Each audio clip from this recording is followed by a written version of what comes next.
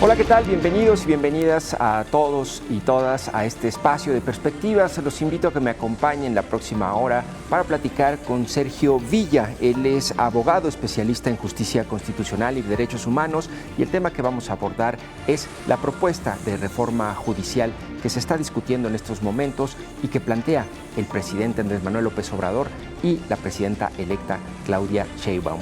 Comenzamos.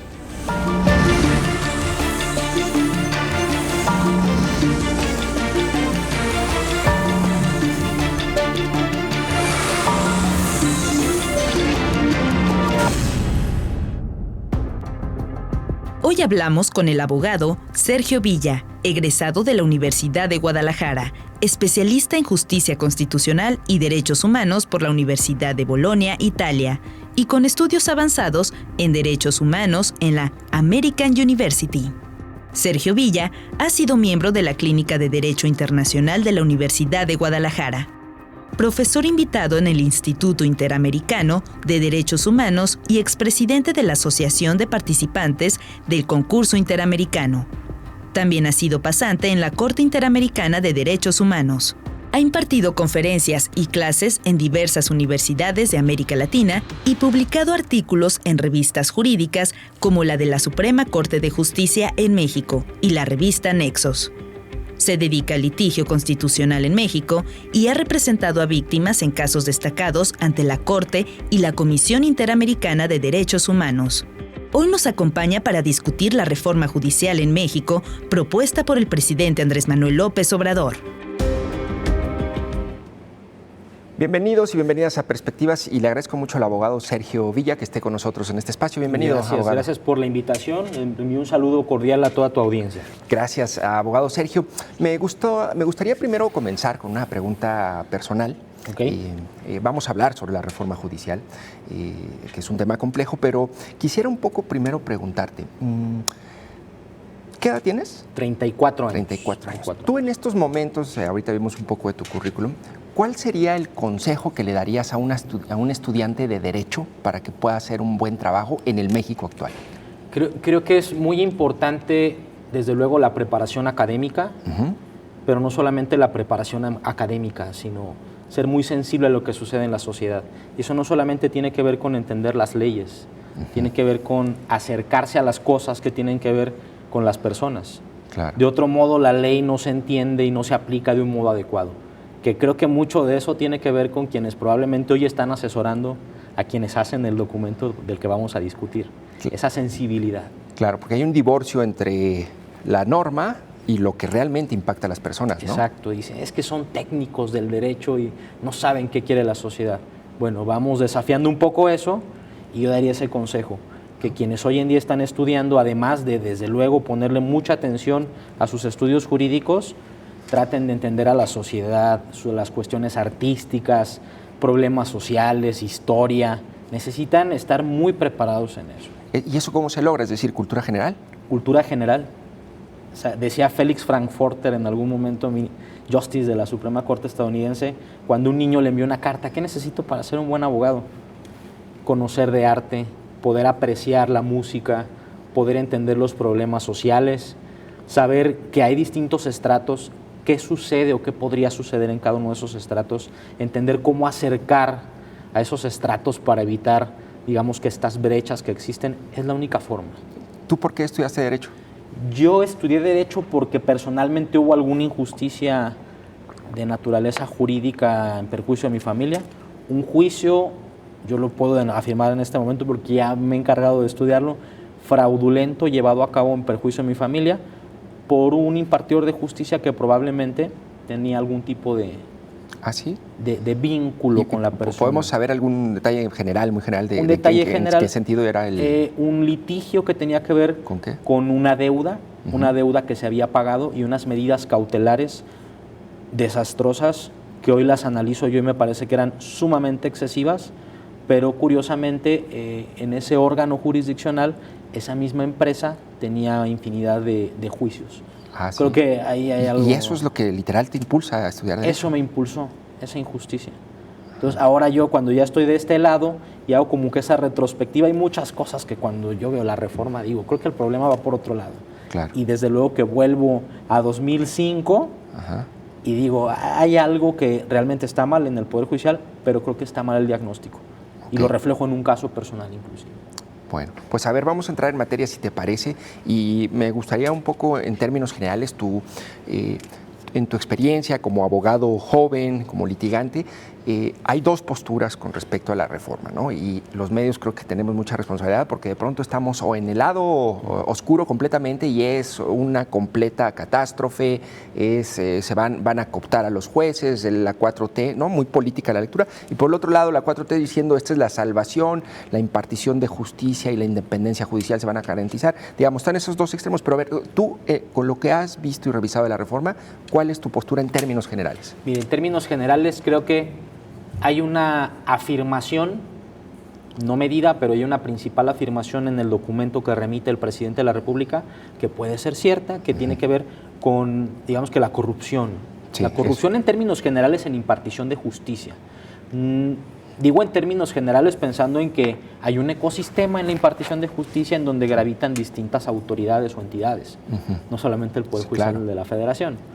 Creo que por ese lado podríamos decir que sí hay una percepción de que hay algo que no está bien, pero el problema es que si pensamos en que toda la justificación es como un túnel en donde vamos avanzando por, digamos que cámaras y cada una va cerrando la otra, la primera la superamos, pero en la siguiente comenzamos con justificaciones desastrosas que tienen que ver con no hacer un dictamen o un análisis adecuado del problema. Sí. Posteriormente, si toda la reforma está construida sobre una apreciación incorrecta del problema, pues lo que podemos desde luego que asegurar es que lo que se nos está proponiendo para solucionar el problema no lo es. Es como cuando el doctor te diagnostica de forma inadecuada un padecimiento y te da medicamento para un padecimiento que no corresponde. Es lo mismo. Es lo mismo. ¿Cuál es, en tu opinión, el principal error de diagnóstico de la reforma? No tomar en cuenta a las fiscalías, tanto la Fiscalía, en este caso General de la República, la FGR, como las fiscalías de los estados y los propios poderes judiciales. ¿Qué sería tomarlas en cuenta? Es decir, ¿cómo debería tomarlas en cuenta una propuesta así? Te voy a poner un ejemplo. Hay un índice que lleva a cabo el World Justice Project, que es el índice de adhesión al Estado de Derecho. Es una especie de evaluación que se hace para saber qué piensa la ciudadanía, en este caso el gremio jurídico, que son los que impulsan las causas, sobre cosas como, ¿estás de acuerdo en que hay corrupción, no hay corrupción? ¿Consideras cercana a la impartición de justicia? ¿Hay casos en donde hayas apreciado que hubo algún tipo de resolución extraña y había un elemento anómalo? Ese índice trata de medir, digamos que esa falta de confianza o el grado de corrupción o de percepción de corrupción. Ese índice no se toma en cuenta en este documento porque el documento está elaborado principalmente para hablar del Poder Judicial de la Federación. Sí, cierto. Sin tomar en cuenta todo lo que se encuentra en ese ecosistema de la Procuración de Justicia. Probablemente, si el presidente quisiera justificar de manera adecuada una reforma como esta, tendría que acudir a algún dictamen como estos. Claro. Pero principalmente, hablando de este índice de adhesión al Estado de Derecho, no contempla el Poder Judicial de la Federación. Probablemente sería interesante que pensáramos en esto y que el World Justice Project lo hiciera ahora sí ya integrando al Poder Judicial de la Federación. Claro. Y otra cosa sería, porque de lo contrario lo que está en el documento es la visión del presidente. Y no me parece objetivo que la visión de un hombre en un país de 130 millones de personas sea la que nos diga qué tipo de problema hay y si hay o no un problema. Sin embargo, entiendo que si no atiende de fondo el asunto, hay, por ejemplo, un aspecto de la reforma que a mí me llama la atención y que ha sido como ideológica y políticamente un argumento de la Cuarta Transformación, que es la austeridad, ¿no? A ti como ciudadano te dicen, oye, tienes un ministro que gana 313,000 pesos al mes, ¿no? Y un presidente que gana 107,000, 108,000 pesos, algo así, ¿no? Eso no es constitucional, ¿no? Lo que vamos a hacer es reducir los salarios, pero además tienes ministros con una pensión vitalicia, es decir, después de que se retiran, les pagamos 2 años su salario completo ya sin trabajar y luego el 80% de su salario por el resto de su vida. Eso lo elimina, ¿no? Es decir, y un poco mi pregunta va en este sentido.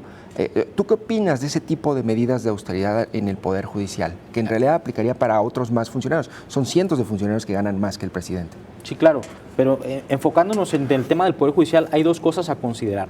La primera es que quienes hoy en día ya están ejerciendo la función jurisdiccional y que tienen determinadas sus percepciones salariales de forma superior a las del presidente, pues por el principio de irreductibilidad y de no poder renunciar a ese salario, tendrán que continuarlo obteniendo. Es más, ya hay casos de esto. Ha habido casos examinados en donde se habla de una disminución salarial en la propia Corte y en los poderes judiciales de los estados. Aquí en el estado de Jalisco sucedió con los magistrados del Tribunal de Justicia Administrativa. Sí. Ese principio no es un capricho de los jueces y los magistrados, es un principio constitucional, lo contempla la Constitución, es decir, la voluntad de las personas reflejada en ese importante documento. Pero también hay documentos del ámbito internacional. Ese sería el primer punto de todo esto. Las percepciones que hoy en día se encuentran, bueno, tienen que resguardarse. Si pensamos en una disminución salarial para quienes pueden llegar a la judicatura, probablemente esas nuevas personas, desde luego, que van a tener una, digamos que, consideración para aproximarse al cargo con base en lo que el ordenamiento jurídico ya diga en ese momento. Esto es lo que tú puedes aspirar a percibir como salario. Es otro fenómeno, es otra forma de analizarlo. Pero el tema de percepciones no solamente tiene que ver con afectar al juez en lo individual, también tiene que ver con la propia estructura. No podemos decir si 300,000, 100, 200,000 pesos es un salario objetivo para un impartidor de justicia, porque no hay ningún tipo de medidor en el mundo que nos diga esto es lo que tiene que ganar un juez con esa responsabilidad. Que de acuerdo a la reforma ganan más aquí los ministros que en España, que en Brasil, que en Argentina, ¿no? Es decir, si lo trasladamos a dólares. Sí, pero también hay un punto que hay que tomar en cuenta. Los principios generales dicen que el salario tiene que ser conforme a las responsabilidades del cargo y la carga de trabajo. Por ejemplo, cuando se hace en este documento una comparación con lo que sucede en Estados Unidos, bueno, comparemos también, desde luego, el nivel de responsabilidad, pero la carga de trabajo. La Corte de Estados Unidos recibirá como entre 8,000, 10,000 causas cada año, pero resuelve aproximadamente 90. Claro. Por el sistema judicial. Pensemos en cuántos casos llegan a la Suprema Corte, por ejemplo, y cuántos son resueltos. Claro. Ahora hay un planteamiento que yo he leído o escuchado que dice y defiende el salario de los ministros y los jueces y los magistrados, que es alto, dice, porque de esa manera se blindan contra sobornos o corrupción, ¿no? Esa sería una lectura, una justificación, ¿no? Pero otra, o un contraargumento, sería decir, bueno, pues no es que sean insobornables, es que un ministro que gana 300,000 pesos simplemente lo puede comprar a menos población con más capacidad económica y política, ¿no? Es decir, hay menos personas, pero al finalmente son sobornables, ¿me explico? Es decir, entonces, pues el salario no es un tema que blinde contra la corrupción, ni es el tema de fondo para protegernos contra la corrupción. ¿Tú crees que el salario ayuda a evitar corrupción? Sí, creo que ayuda a evitarlo, ¿sí? Desde luego. Sí es una, digamos, que barrera que lo impide. Desde luego que hay excepciones. O sea, nadie ha dicho, por ejemplo, en la reforma, inclusive los detractores de la reforma no han señalado que no la haya. Hay casos, los hay, desde luego. Sí. La reforma dice, y esto lo apunto, algunas personas, es decir, el propio presidente asume que algunas personas, no de forma generalizada. Pero yo creo que lo que habría que buscar es una postura que se encuentre en centro, ¿no? No, claro. Quienes en este momento ya tienen ciertas percepciones, pues desde luego que tienen su derecho constitucional a percibirlas y derecho amparado también en tratados internacionales, precedentes de la Corte Interamericana. Claro. Probablemente podemos hacer una reexaminación de todo esto con base en parámetros objetivos, pero no solamente apelando a lo que sucede en otros tribunales. Cada tribunal tiene consideraciones para sus percepciones de salario a los jueces, dependiendo del tema de presupuesto, la carga de trabajo, es más, hasta la propia percepción de corrupción en esos países. Pensemos, por ejemplo, en Dinamarca, ¿no? Lugar número 1 alejado de corrupción. Pues probablemente otras son las consideraciones que se van a tomar en cuenta para saber cuál será la percepción. Pero no es posible decir si 300,000 pesos es mucho o no, y hay muchas variables detrás de esto. Pero desde luego que la percepción salarial de alguna manera impide que se genere corrupción con motivo de sobornos. Claro. La va a haber, es imposible eliminarla. Ahora, un poco volviendo al punto inicial que planteabas, que me quedé pensando con las fiscalías, decías, no incluye a las fiscalías. Es decir, ¿en dónde hay más corrupción? ¿En las fiscalías o en los poderes judiciales? ¿O cómo se hace, cómo es la dinámica, ¿no?, nociva de esos dos poderes, de esas dos instancias? Bueno, un poder y una dependencia. Mira, si pensamos en cómo es el proceso de la justicia, el primer lugar al que tiene que acudir una persona cuando es víctima de un delito es a la fiscalía. Y la Fiscalía determina muchas cosas, sobre todo con motivo de la reforma que generó un nuevo proceso, ¿no? En donde le da mucha autonomía y en donde ya hay cierta igualdad de armas en un proceso penal. Ya no es el agente del Ministerio Público todopoderoso que casi él está normando qué va a suceder, no. Pero en la Fiscalía suceden cosas relevantes para lo que puede suceder en un proceso penal. La Fiscalía puede, en su caso, llevar a cabo investigaciones fraudulentas, fabricar pruebas. Hay casos. Hace no mucho tiempo, un año, se sentenció a México por un problema de esta naturaleza en un magnicidio. Pruebas fabricadas. En el proceso jurisdiccional también puede haber corrupción y también puede haber desaciertos, desde luego. Son sistemas, decimos que son de medios más no de resultados, pero en la medida en la que existen mecanismos para poder revisar, vamos mitigando esos riesgos. En donde hay más corrupción, no es algo que yo pueda afirmar de manera objetiva. El World Justice Project, en el último reporte, señalaba que había, digamos, que una percepción muy igual, muy similar, tanto en los poderes judiciales, hablando de la justicia penal, como en las fiscalías. Las fiscalías. Obviamente es complejo, pero hay que integrar a las fiscalías. Es más, cuando, por ejemplo, la Corte Interamericana habla de autonomía e independencia judicial, ya lo dijo la Corte Interamericana. Ellos deben tener las mismas garantías que los jueces, las mismas garantías de autonomía e independencia, porque son parte del mismo aparato. No tiene sentido hablar de impartición de justicia si no pensamos en quién investiga y en quién tiene esa facultad de ponerlo en Y en verdad la reforma no menciona una sola vez la Fiscalía. No lo hace, no lo hace. Es más, no solamente no menciona a la Fiscalía, insisto, una atención integral debería tomar en cuenta a toda la estructura judicial, no solamente al Poder Judicial de la Federación. Oye, ¿y de lo que sí te parece que aporta la reforma, digo, aparte del diagnóstico, hay algo que a ti te parece que tenga o que sea rescatable? Hay algo que quiero continuar examinando, pero que me parece interesante y que podría ser idóneo. No así, pero digamos que de matriz la consideración de por qué hacerlo es interesante. Que el poder, bueno, hablando del Consejo de la Judicatura, se diluya y que el tema de administración lo lleve a cabo una entidad y el tema de disciplina lo lleve una autoridad o una entidad independiente, que es el Tribunal de Disciplina. Eso en principio me parece interesante, porque en muchas ocasiones el Consejo de la Judicatura, que controla tanto el tema de administración como disciplina, tiene, digamos, que metapoderes, metaconstitucionales. Puede hacer cosas que ni siquiera son revisables en el juicio de amparo hoy en día. ¿Ah, sí? Separarlo permitiría que el Consejo pueda quizás impulsar ciertas acciones para que sean revisadas por el Tribunal de Disciplina, pero habrá un órgano independiente del Consejo compuesto por magistradas y magistrados que resolverá. ¿Qué problema tiene? Y aquí parafraseo al profesor Sergio García Ramírez, es una respuesta que es como un vaso de agua para la sed que tenemos con gotitas de veneno. Que las resoluciones del Tribunal de Disciplina son inatacables por decisión constitucional, lo que es muy tóxico. Yo creo que eso es rescatable y es igualmente rescatable que la reforma dice que ya no va a haber readscripciones. Las readscripciones de jueces y magistrados no son por sí mismas malas, pero deben de cumplir con ciertos fines, ciertas fundamentaciones. Y la realidad es que hoy en día, y lo digo por experiencia profesional de impulsar casos, el Consejo de la Judicatura Federal sí usa los sistemas de readscripciones como un mecanismo de castigo. Claro. Probablemente eso pueda ser bueno, pero no como está en la reforma, hay que recalcularlo.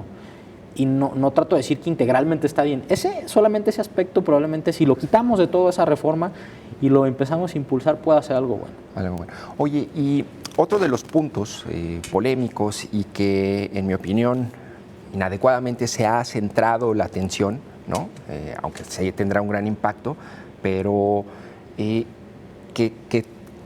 está muy a debate y es lo más visible, es el voto popular de los jueces, ¿no? Es decir, elegir a tus jueces por medio de voto popular. ¿Tú qué opinas de esa medida? Creo que no hay forma de defender la medida ni con los ejemplos internacionales. Primer aspecto, muchos tribunales constitucionales del planeta, cortes internacionales, la propia Asamblea General de las Naciones Unidas, el relator para la autonomía e independencia de magistrados y abogados dicen: los procedimientos de designación tienen que cumplir con parámetros objetivos. Hay que medir la idoneidad de la persona y sus aptitudes. Pero este procedimiento, como está configurado en la reforma que propone el presidente, únicamente está midiendo los requisitos de elegibilidad. O sea, si tengo 35 años, 5 años con el título, 5 años de ejercicio profesional, y si voy a misa los domingos, si soy una buena persona. Pero las aptitudes, ¿cómo estamos midiendo eso? Un procedimiento correcto de designación de jueces y de magistrados, ministros, ministras, etcétera, tiene que medir el conocimiento que tiene la persona para aproximarse a la carrera judicial, y no lo tiene. Oye, sin embargo, entiendo este punto, pero lo que hoy tenemos, Sergio, pues es una cooptación completa, ¿no?, de los poderes de partidos, de los poderes políticos, ¿no? Es decir, el gobernador tiene sus jueces y sus magistrados, los panistas, los priistas, los emesistas. Esto hablo de la justicia local, pero Claro. también, en realidad, lo que hoy tenemos son designaciones políticas, es decir, toda esta parafernalia constitucional acerca de que son los mejores, que debe ser objetivo, pues en realidad lo que tenemos es designaciones políticas, y lo que plantea la reforma es vamos a eliminar eso por medio del voto popular. Creo que aquí yo distinguiría dos cosas. El procedimiento de designación de magistrados y jueces federales que yo he visto en defensa de casos es muy robusto, muy complejo. Sí se requiere tener ciertos conocimientos. Integra etapas de entrevista, etapas de evaluaciones muy robustas, muchísimos reactivos, conocer el diseño constitucional, saber qué dice el orden jurídico, una etapa en la que tienen que hacer de un caso complejo sentencia de cabo a rabo, ellos redactarla sin acceso a internet y hacer la sentencia para que alguien pueda evaluar si tiene o no, digamos, que las aptitudes. Claro. Y cuando vemos los resultados de esos dictámenes del Consejo de la Judicatura y vemos los perfiles, encontramos nombres de personas que tienen relevancia en el ámbito jurídico. Creo que hablando del procedimiento en el Consejo de la Judicatura, se cuece aparte. Federal creo que sí Federal, es distinto. Sí. Es distinto. Pero pensemos en los poderes judiciales locales. Por ejemplo, Nayarit y Colima tienen un procedimiento de designación de magistrados en donde no hay que hacer ningún procedimiento. En donde no hay ni siquiera un procedimiento para saber cómo tengo que llegar con el gobernador a presentarme para que él me mande en terna. Es más, ni siquiera se necesita eso. El gobernador dice, quiero que sean estos perfiles, y el Congreso simplemente dice, sí, estos. Ese tipo de cosas son tóxicas para la autonomía e independencia. Pero luego hay casos como Jalisco, en donde después de una profunda reforma constitucional que estableció un mecanismo de control y confianza, declarado inconstitucional, un examen que dice que debe haber cierto puntaje, los pasos, integrar al Comité de Participación Ciudadana, 1001 cosas, y aún así los congresos, bueno, hablando del Congreso de Jalisco, designa a quien quiere, independientemente de todos esos resultados. Sí, claro. Ahí es en donde está el problema. Y para, digamos, que engordar el caldo, esto sí es algo que hay que criticarle a la Corte nos dice, las designaciones de magistradas y magistrados en los poderes judiciales locales son inimpugnables, ni el juicio de amparo sirve para eso. Hay que recalcular ciertas cosas, entender el fenómeno y dónde está realmente el problema, cuál es el procedimiento de la designación de unos y otros, y en todo caso yo me atrevo a decir que en donde hay que, digamos, que meter ingeniería constitucional, hacer cosas, es ir a los estados, que ya sean impugnables las resoluciones y establecer candados en la Constitución para esos procedimientos. Y que de hecho la reforma no plantea, digamos, o no detalla a nivel local las modificaciones que deberían hacerse, digamos, se asume un poco que debe tener un impacto, pero no profundiza, ¿cierto? Lo único que concretamente dice la reforma para los poderes judiciales locales, todos, cualquier juzgador, es que se tienen que disminuir las percepciones salariales. Hay un transitorio que lo dice.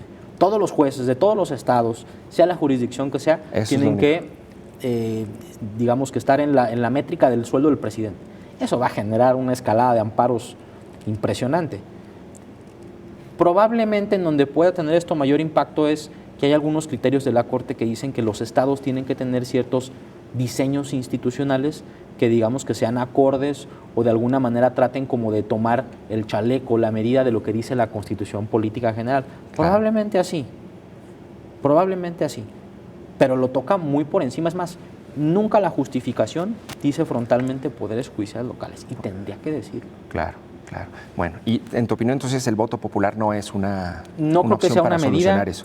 Yo creo que estas apelaciones a Bolivia y a Suiza y a Estados Unidos son inconsistentes. No hay consenso en Estados Unidos y no es para altas cortes ni para cortes federales. Bolivia, hay una opinión del relator en donde hace notar que eso es algo que está generando problemas en el país. Claro. Suiza, Es un caso excepcional, además no es para todos los puestos, solamente para ciertos cantones, no es algo generalizado. Creo que son falacias. No hay una experiencia única en torno al voto popular, en torno a jueces. Exacto, por el contrario. La iniciativa dice es que los países de Latinoamérica tienen estos sistemas. Si vemos ese consenso, que realmente sí le genera cierta vinculación a México, el consenso es que debe haber designación, medida con exámenes. Claro. Sergio Villa, abogado, vamos a una breve pausa y regresamos para seguir platicando contigo sobre la reforma judicial.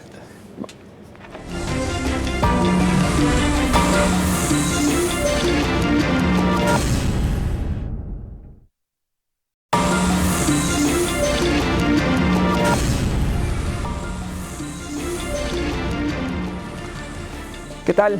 Seguimos en Perspectivas con el abogado Sergio Villa y estamos platicando sobre la reforma constitucional reforma judicial que propone el presidente Andrés Manuel López Obrador. Y este tema que vamos a abordar es justo la especialidad del abogado Sergio Villa y tiene que ver con el juicio de amparo. Es un poco técnico, sin embargo, me gustaría que primero trataras un poco de explicarnos, abogado, qué es el juicio de amparo y de dónde viene, ¿no? Porque una parte fundamental de esta reforma, ¿no?, plantea algunas limitaciones o modificaciones al juicio de amparo o a la suspensión de amparo, ¿no? En el anterior bloque, como ustedes nos acompañaban, ya vimos el tema de la austeridad, el voto popular, la reestructura que va a haber en el Poder Judicial. Vamos a hablar ahora sobre el juicio de amparo. ¿Qué es y de dónde viene el juicio de amparo? El juicio de amparo es un medio extraordinario de defensa constitucional, lo contempla la Constitución. Es el derecho para proteger los derechos. Cuando una autoridad arbitrariamente actúa en contra de algún derecho constitucional. Es decir, el juicio de amparo solo puede ser contra una acción u omisión de una autoridad. Es decir, yo no lo pongo contra un particular ni nada, es contra una autoridad siempre. Excepcionalmente puede ser en contra de particulares, pero cuando actúan de forma, digamos que equivalente a lo que hace la autoridad. Ya, ok. Por ejemplo, un empresario que tenga una empresa que tenga una concesión para hacer algo que le correspondería al Estado de forma principal. Ya, te puedes amparar. Ahí puede haber un acto que lesiona algún tipo de derecho. Por ejemplo, un condominio, cuando asume ciertas funciones que le correspondería al municipio, porque el municipio lo autoriza, suministro de agua potable, temas relacionados con basura, etcétera, y no lo llevan a cabo el servicio adecuadamente, ahí puede ser. Sí. Eso es el amparo en términos generales. ¿De dónde viene? De, digamos que justificaciones históricas de ponerle un freno a la arbitrariedad de quienes tienen el poder. Ese es el origen. Es el mecanismo que tienen los ciudadanos para poder defenderse de alguna arbitrariedad. Es extraordinario. Y que un poco ahí, con un poco de colmillo, la audiencia debería ver que allí está un poco parte del fondo del asunto del presidente, ¿no? Porque justamente él, con esta propuesta, lo que reclama es que particulares han detenido obras, reformas y leyes que él ha impulsado a partir de suspensiones de amparo, ¿correcto? Claro. ¿No? A ver, ¿podrías un poco ejemplificarme cómo se usa o cómo funciona idealmente un juicio de amparo o una suspensión de amparo, ¿no? Ok. La autoridad lleva a cabo un acto, una omisión contraria a un derecho. Sí. El particular... ¿Puedes ponerlo en ejemplo como un caso concreto? ¿No? Vamos pensando en este caso del Tren Maya. El Tren Maya, vale, pues me parece excelente. El Tren Maya, el presidente tiene una propuesta y tiene que ver con impulsar un proyecto, un medio de transporte que además es turístico. Sí. No obstante, ese medio de transporte, pues desde luego que requiere de licencias, manifestaciones de impacto ambiental, estudios para saber si es viable, si no va a generar un problema con los ecosistemas, si no va a generar una afectación en el derecho al medio ambiente de las personas. Y además hay que pensar en que hay comunidades indígenas en el trayecto, hay que escucharlos, hay un derecho a la consulta previa e informada de las comunidades indígenas. Sí. El presidente impulsa el proyecto y deja de tomar en cuenta todos esos requisitos. Y el dejarlos de tomar en cuenta implica que se le generan afectaciones a las personas. No sabe adecuadamente cómo se va a generar un daño ambiental, no toman en cuenta las comunidades indígenas que pueden verse desplazadas. Puede verse afectado, digamos que todo ese patrimonio cultural y la identidad en torno a un territorio. Okay. Estas personas están legitimadas, porque son sus derechos, a buscar parar la arbitrariedad. Para eso es el juicio de amparo.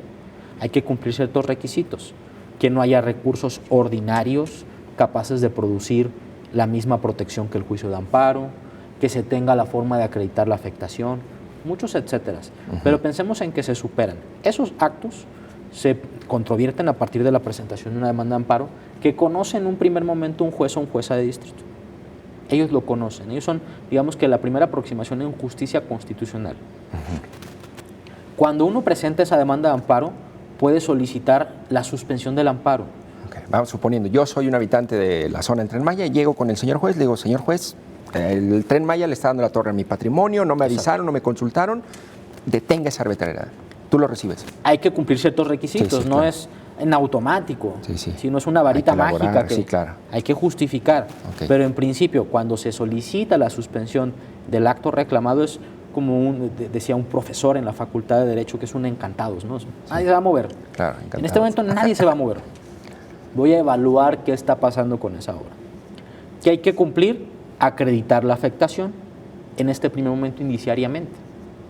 Vivo cerca del lugar, tengo aproximación, tengo esta adscripción a una comunidad indígena. Hay que acreditar ese tipo de cosas. Claro.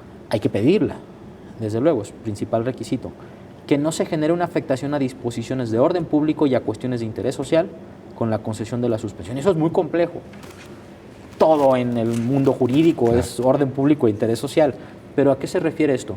A que podamos evaluar los impactos de afectación entre unas cosas y otras. Si con motivo del acto se me están generando a mí afectaciones en mis derechos y de alguna manera son más relevantes que lo que puede afectarse a la sociedad, bueno, me tendrán que conceder la suspensión.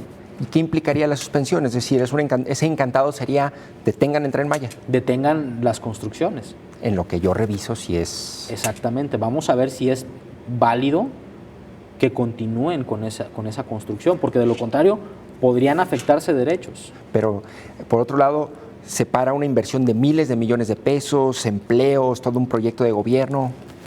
Esas pueden ser las cuestiones que se evalúan para temas de orden público e interés social, pero es complicado medirlo. Aquí creo que es en donde hay que hacer una crítica al papel de los jueces federales, porque ha sido complejo entenderlo. La Corte Interamericana lo dice, estos principios son bien difíciles. No es que podamos medir lo que es orden público e interés social y cómo se afecta. Claro. Hay que ponderar caso por caso. Te pongo un ejemplo, pensemos en una comunidad indígena que se va a ver desplazada. Va a perder su identidad, va a perder su patrimonio cultural, su territorio ancestral.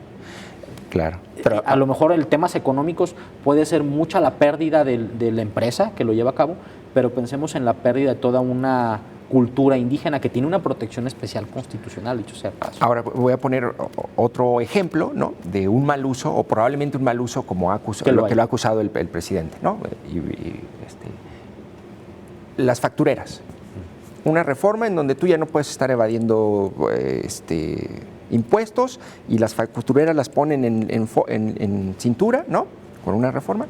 Entonces llega un facturero y dice, no, pues ¿sabes qué? Me están lastimando mi derecho a, no sé, a un ingreso, al trabajo, a lo que sea, y me arreglo con un juez y le digo, una suspensión provisional, y suspende la reforma, ¿no?, o la propuesta que había hecho, que había mandado el gobierno y que habían aprobado los legisladores, y entonces un juez dice, en lo que reviso, ya no aplica la reforma contra las factureras, y un juez no solamente está por encima de lo que decidieron 500 legisladores, ¿no?, y no sé cuántos senadores, 80 y tantos o algo así, 70 y tantos, ¿no?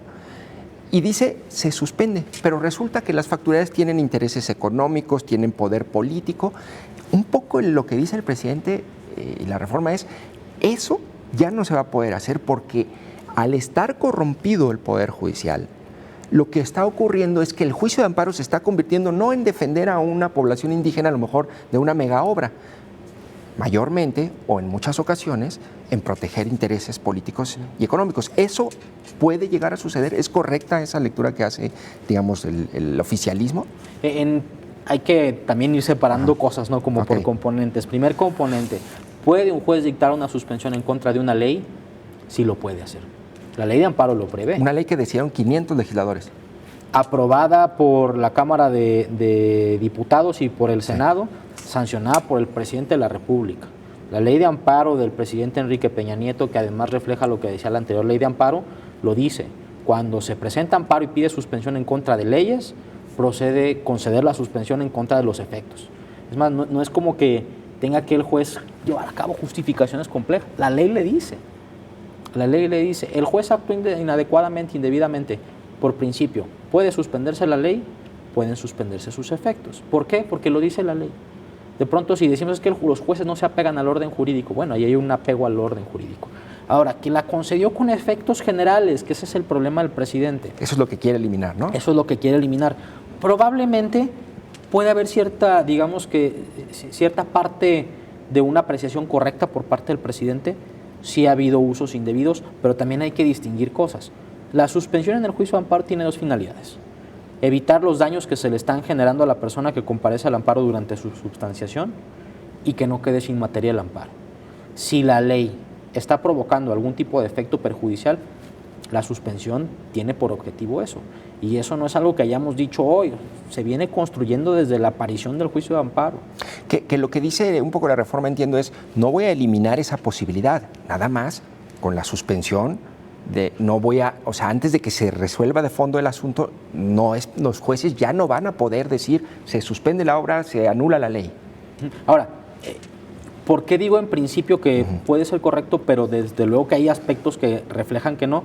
Porque la suspensión con efectos generales tiene dos finalidades. A lo mejor en este tema de factureras, ¿sí?, con motivo de lo que había propuesto el presidente, se le dio un cariz quizás inadecuado. No estoy afirmándolo, pero puede ser que sí, no lo sé.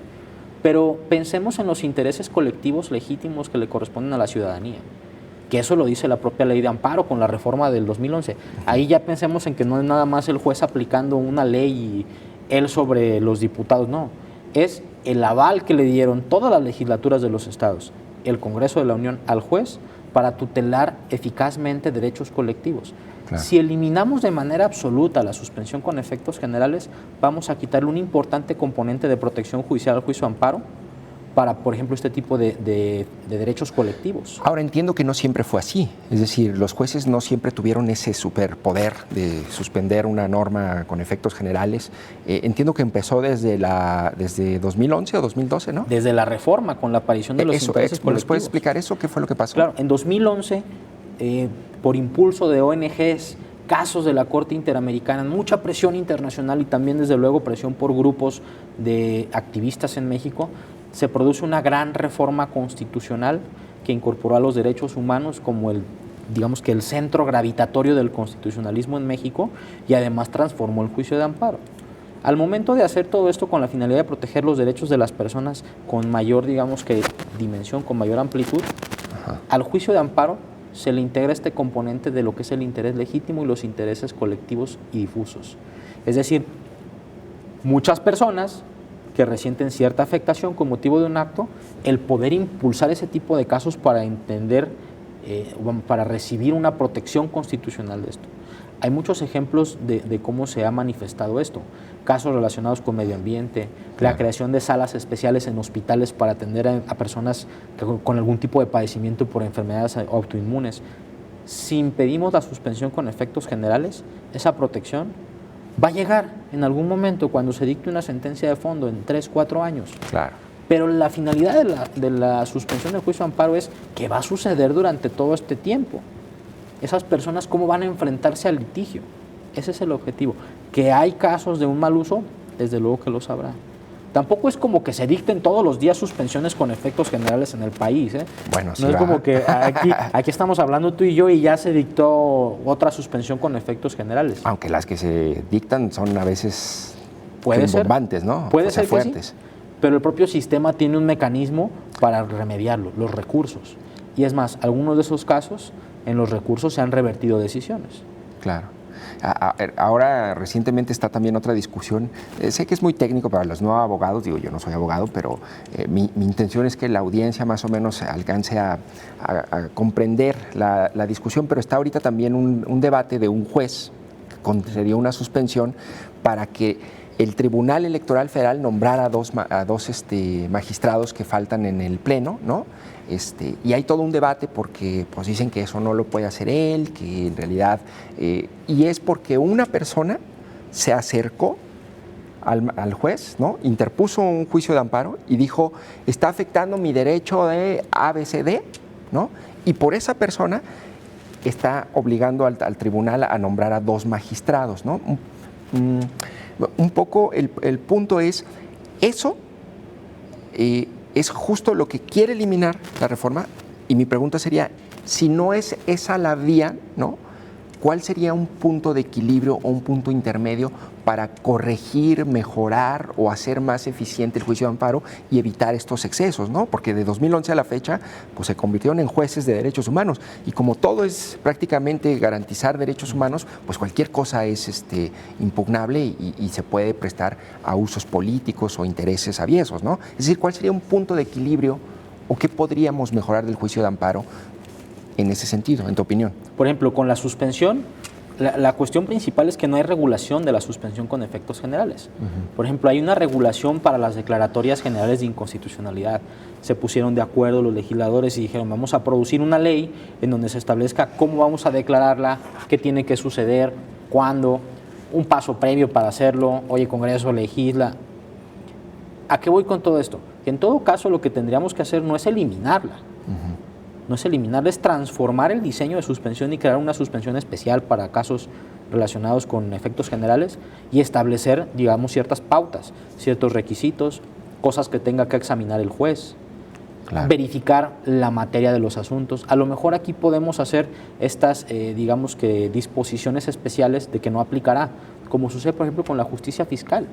Claro. En materia de justicia fiscal y juicio de amparo, hay decisiones muy relevantes de la Corte que tienen que ver con disposiciones de la ley de amparo en donde queda excluida esa materia para ciertas cosas.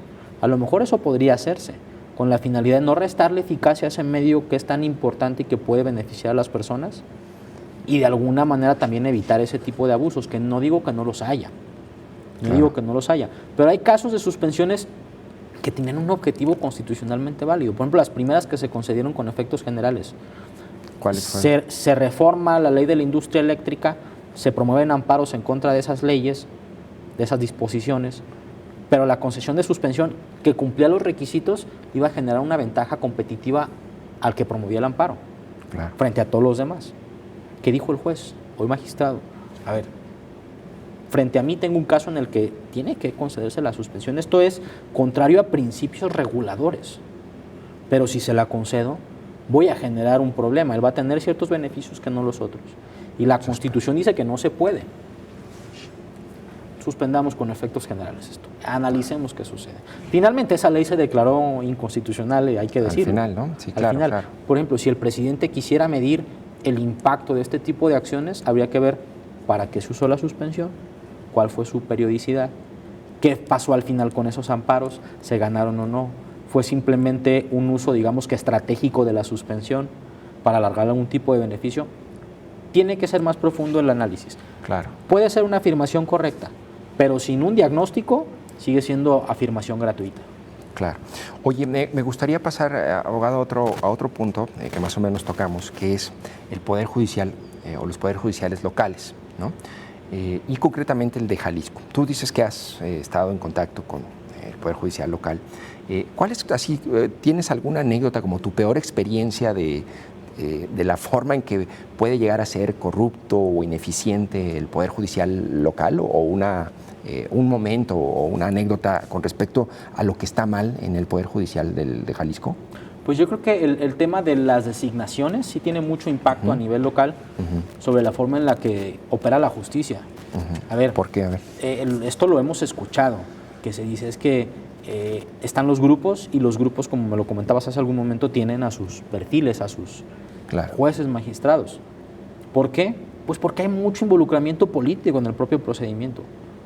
Y ese es un problema. ¿Por qué? Porque el día de mañana, si los grupos se encabezan o de alguna manera padrinan algún tipo de causa, esa causa va a llegar a un lugar muy específico, en donde desde luego se va a jugar de local, podríamos decirlo, por parte de un promovente, y eso tiene un impacto en cadena terrible, no solamente para las partes de ese litigio, sino para la sociedad.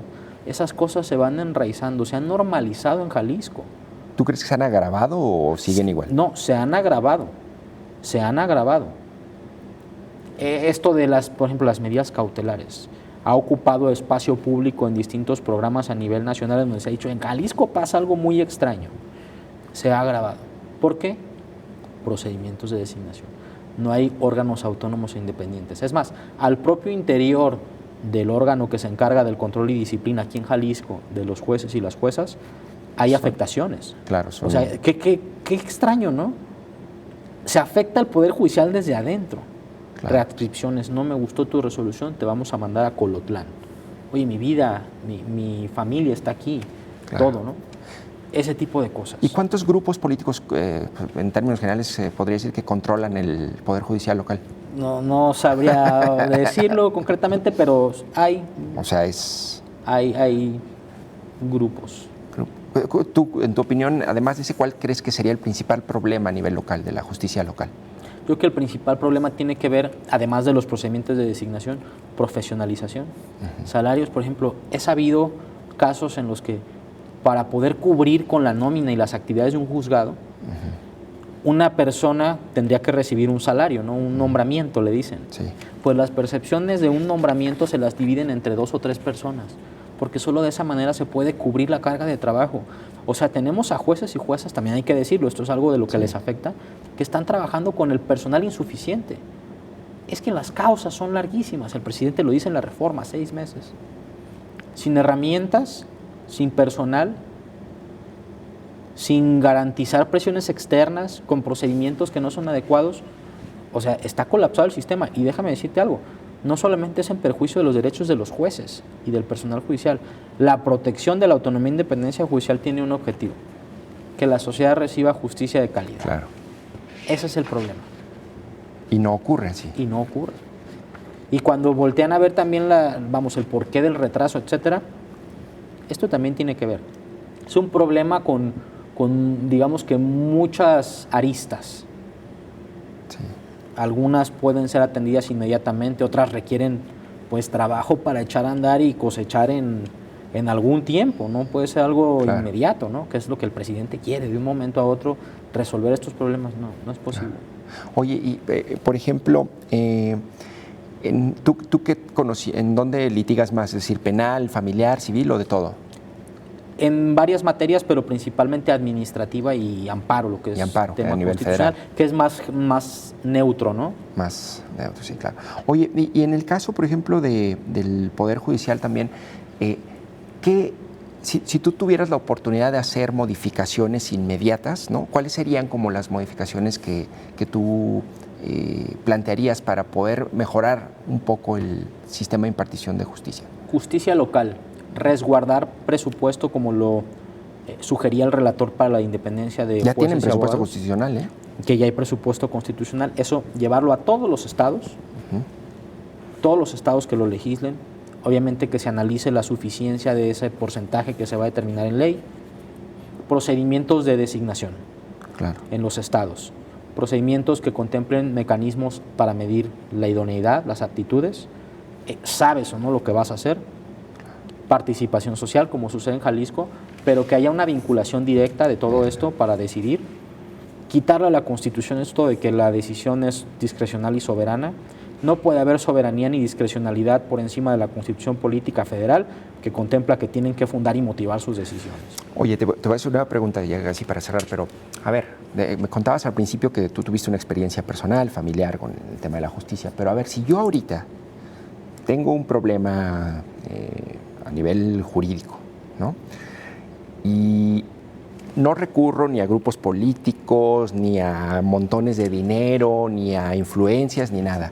Yo así, sin esas, digamos, capas de protección, podría como ciudadano acceder a la impartición de justicia pronta, expedita, todo lo que implica digamos, el derecho a la impartición de justicia, o no es posible. Materialmente sí, porque están los tribunales y podrás presentar tu causa y comparecer. No, pero yo digo ya, realmente un proceso de impartición de justicia real. Te enfrentas, y es a lo que se enfrenta la mayoría de las personas, a un proceso complejo, retardado, obstaculizador. En muchas ocasiones sí por corrupción, en otras por la profesionalización del personal o porque no pueden realmente con la carga de trabajo. Esa es una realidad. A eso se enfrentan las personas. Hay muchos ejemplos loables de jueces y juezas en el Estado, hablando de Jalisco, que con las pocas herramientas que tienen están tratando de dar un servicio de impartición de justicia de calidad. Claro, también hay que decirlo, o sea, hay cosas Hay claroscuros, hay cosas buenas, hay cosas debe haber malas. cosas buenas, claro. Claro, hay muchos jueces tratando de llevar a cabo su labor de manera autónoma e independiente, pero también hay un amplio sector de casos en donde se enfrenta la gente. Lo que sí es real es que, ¿cómo le llaman? Una vez escuché el término, sin impulsos procesales no es posible avanzar, ¿o sí? Ese es un problema que se ha enraizado, ¿eh? Y hay que decirlo, hay que criticar de pronto esto. Yo que he tenido la oportunidad de litigar, por ejemplo, en otros estados. Y no es así. Y tener digamos que la experiencia de colegas que me hablan de lo que sucede en otros estados, dicen, es que, a ver, ¿por qué ir a Jalisco implica que por hacer la gestión más simple se me quedan viendo como que algo faltó, ¿no? Y le digo, amigo, dicen cosas del tercer circuito, es algo que se ha popularizado somos mucho. famosos por Cosas eso, del tercer por el circuito. impulso procesal, que es dar dinero. Ese tipo de cosas se han enraizado, ¿eh? Claro. O sea, han quedado como parte de una cultura jurídica y tenemos que quitarlas.